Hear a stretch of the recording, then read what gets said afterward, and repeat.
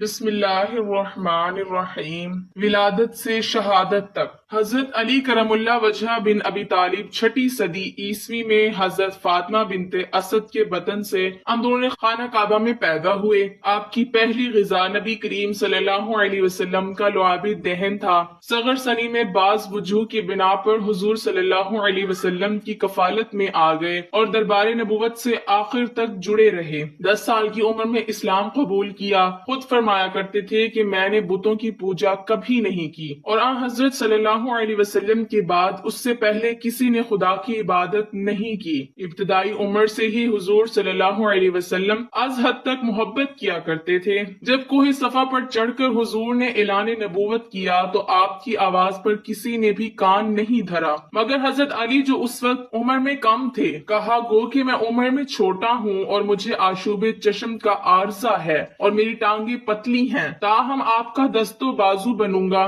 بوقت ہجرت مدینے جس وقت آپ کی عمر 22 سال کی تھی، آپ اپنی جان کی بازی لگا کر حضور صلی اللہ علیہ وسلم کے بستر پر پوری رات لیٹے رہے اور حضور صلی اللہ علیہ وسلم ہجرت کے لیے نکل گئے۔ اس کے 3 دن بعد خود بھی حضور سے جا ملے۔ مدینے پہنچنے کے بعد جب نبی کریم صلی اللہ علیہ وسلم کا جو مظاہرہ کیا اور جو کارائے نمایاں انجام دیے، وہ آپ رضی اللہ تعالی عنہ کی زندگی کا اہم باب ہے۔ سوائے ایک جنگ کے، آپ رضی اللہ تعالی عنہ نے ہر جنگ میں شرکت کی اور داد شجاعت دیا۔ غزوہ تبوک کے موقع پر حضور صلی اللہ علیہ وسلم نے آپ رضی اللہ تعالی عنہ کو جنگ میں شرکت سے روک دیا اور اہل بیت کی حفاظت اور نگرانی کے لیے مدینے ہی میں رہنے کا حکم دیا، تو اس کا آپ رضی اللہ تعالی عنہ کو بہت قلق ہوا، مگر حضور صلی اللہ علیہ وسلم نے یہ کہہ کر ان کے اعزاز کو بلند کیا کہ علی تم اسے پسند نہیں کرتے کہ میرے نزدیک تمہارا وہ مقام اور درجہ ہو جو ہارون علیہ السلام کا موسیٰ علیہ السلام کے نزدیک تھا۔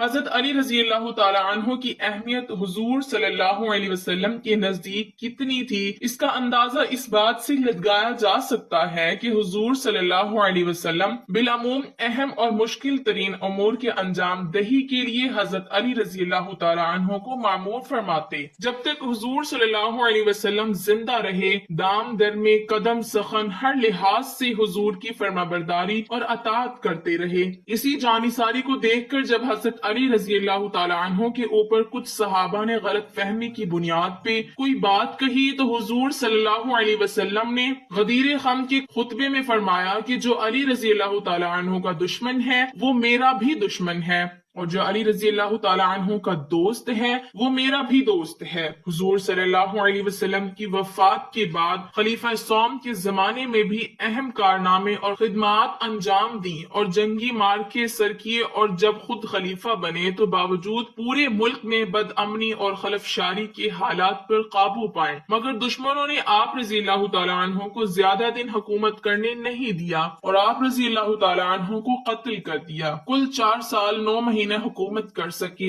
آپ رضی اللہ تعالی عنہ کی تعلیمات، خطبات و سیاح، انشاء پردازی اور اخلاقی اقدار کا شاہکار مجموعہ نہج البلاغہ ہے، جسے شریف رضی اللہ تعالی عنہ نے جمع کیا۔ پیش نظر مضمون میں حضرت علی رضی اللہ تعالی عنہ کے بعض اہم اخلاقی قدروں پر روشنی ڈالی گئی ہے جو انسانوں کے لیے مینار نور ہیں۔ حضور صلی اللہ علیہ وسلم کی راحت رسانی کے لیے ہر وقت بے چین اور مضطرب نظر آتے تھے۔ اپنے گھر فاقہ ہے، مگر حضور صلی اللہ علیہ وسلم تو اس حالت میں دیکھنا ایک پل کے لیے بھی گوارا نہیں، یہاں تک کہ محنت و مشقت اور مزدوری کر کے حضور صلی اللہ علیہ وسلم کی راحت رسانی کا انتظام فرماتے۔ ابن عساکر کی روایت ہے کہ ایک روز رسول اللہ صلی اللہ علیہ وسلم کے گھر میں فاقہ تھا۔ حضرت علی کرم اللہ وجہ کو معلوم ہوا تو وہ مزدوری کی تلاش میں نکل گئے تاکہ اتنی مزدوری مل جائے کہ رسول خدا صلی اللہ علیہ وسلم کی ضرورت پوری ہو جائے۔ اس تلاش میں ایک یہودی کے باغ میں پہنچے اور اس کے باغ کی سینچائی کا کام اپنے ذمہ لیا۔ مزدوری یہ تھی کہ ایک ڈول پانی کھینچنے کی اجرت 1 کھجور۔ حضرت علی رضی اللہ تعالی عنہ نے 17 ڈول کھینچے۔ یہودی نے انہیں اختیار دیا کہ جس نوع کی کھجور چاہیں لے لیں۔ حضرت علی رضی اللہ تعالی عنہ نے 17 اجوا لیے اور رسول خدا صلی اللہ علیہ وسلم کی خدمت میں پیش کر دیا۔ فرمایا یہ کہاں سے لائے؟ عرض کیا یا نبی نبی صلی اللہ علیہ وسلم مجھے معلوم ہوا ہے کہ آج گھر میں فاقہ ہے، اس لیے مزدوری کے لیے نکل گیا تاکہ کچھ کھانے کا سامان خرید سکوں۔ رسول کریم صلی اللہ علیہ وسلم نے فرمایا تم کو اللہ اور اس کے رسول صلی اللہ علیہ وسلم کی محبت نے اس پر آمادہ کیا تھا۔ عرض کیا ہاں یا رسول اللہ صلی اللہ علیہ وسلم۔ رسول کریم صلی اللہ علیہ وسلم نے فرمایا اللہ اور اس کے رسول صلی اللہ علیہ وسلم سے محبت کرنے والا ایسا کوئی نہیں جس پر افلاس اس تیزی سے آیا ہو جیسے سیلاب کا پانی اپنے رخ پر تیزی سے بہتا ہے، اور جو اللہ اور اس کے رسول صلی اللہ علیہ وسلم سے محبت کرے اس کو چاہیے کہ مصائب کی روک کے لیے ایک چھتری بنا لیں، یعنی حفاظت کا سامان کر لیں، یعنی ذکر و اذکار۔ بیت المال کی رقم سے اعتراض حضرت علی رضی اللہ تعالی عنہ نے اپنے پورے دور خلافت میں ایک حبہ بھی بیت المال کا اپنی ذات پر خرچ نہیں کیا، بلکہ بعض لوگوں نے اس کو بطور ہدیہ دیے، اسے بھی خلق خدا کی امانت سمجھ کر بیت المال میں جمع کر دیا۔ آپ رضی اللہ تعالی عنہ نے بیت المال کی رقم کی اس طرح حفاظت کی کہ جس کی نظیر نہیں ملتی۔ آپ رضی اللہ تعالی عنہ کو ایک صاحب نے ہدیہ دیا، اور وہ ہدیہ کیا تھا؟ وہ حضرت علی کرم اللہ وجہہ کی زبانی ملاحظہ فرمائیے، مگر اس کو بھی بیت المال میں پہنچا دیا۔ آپ رضی اللہ تعالی عنہ نے ایک خطبہ میں صراحت کی ہے کہ لوگوں، اللہ کی قسم جس کے سوا کوئی معبود نہیں، میں نے تمہارے مال سے نہ تھوڑا لیا نہ بہت، سوائے اس شے کے، اور جیب سے ایک چھوٹی سی شیشی نکال کر دکھائی جس میں عطر یا کوئی خوشبو تھی۔ حضرت علی رضی اللہ تعالی عنہ نے کہا مجھے ایک دہقان نے یہ ہدیہ دیا ہے۔ پھر وہ بیت المال تشریف لے گئے اور کہا یہ لو وہ شیشی بھی بیت المال میں جمع کر دی۔ حضرت عائشہ رضی اللہ تعالی عنہ اور علی رضی اللہ تعالی عنہ جنگ جمل میں، حضرت علی کرم اللہ وجہہ کی ابتدائی عہد میں ہی جنگ جمل کا وہ اہم واقعہ پیش آیا جو تاریخ اسلامی کا ایک اہم باب ہے۔ اس جنگ کی قیادت ایک طرف سے حضرت عائشہ رضی اللہ تعالی عنہا کر رہی تھی تو اس کی دوسری طرف حضرت علی رضی اللہ تعالی عنہ تھے۔ اس جنگ کے جو بھی اسباب و نتائج رہے ہوں اس سے صرف نظر کرتے ہوئے یہ ضرور کہا جا سکتا ہے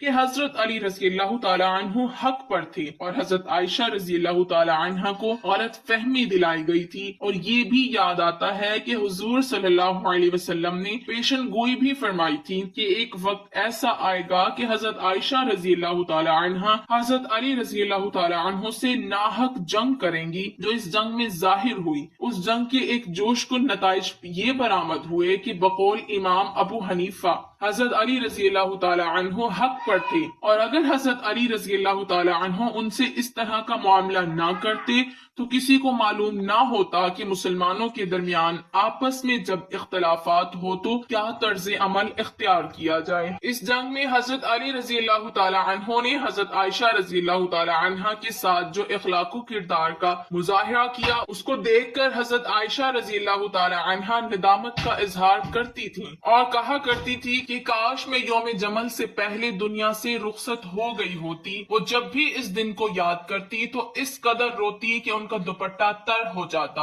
حضرت علی رضی اللہ تعالی عنہ قاضی شریح کی عدالت میں حضرت علی کرم اللہ وجہہ کی زرہ اس جنگ میں گم ہو گئی اور اسے ایک یہودی کے ہاتھ میں دیکھی گئی، یہاں تک کہ یہ معاملہ قاضی شریح کی عدالت میں پہنچا۔ قاضی نے امیر المومنین سے گواہ طلب کیا۔ حضرت علی رضی اللہ تعالی عنہ نے حضرت حسن اور غلام کمبر کو گواہی کے لیے پیش کیا، مگر قاضی نے دونوں کی گواہی کو رد کرتے ہوئے فیصلہ یہودی کے حق میں کر دیا۔ اس واقعے سے جو درس ملتا ہے وہ اسلامی تعلیم کا شاہکار ہے جو حضرت علی رضی اللہ تعالی عنہ کے ذریعے ظہور ہوا۔ وہ خود قاضی کے پاس آئے اور ان کے فیصلے پر عمل کیا جو اخلاق و کردار کا اعلیٰ نمونہ ہے۔ اس سے متاثر ہو کر یہودی نے نہ صرف زرہ واپس کر دی بلکہ کلمہ شہادت پڑھ کے حلقہ اسلام میں داخل ہو گیا، مگر پھر حضرت علی رضی اللہ تعالی عنہ نے زرہ اسے واپس کر دی اور یہ شخص ہمیشہ آپ کے ساتھ رہا اور صفین کے موقع پر شہید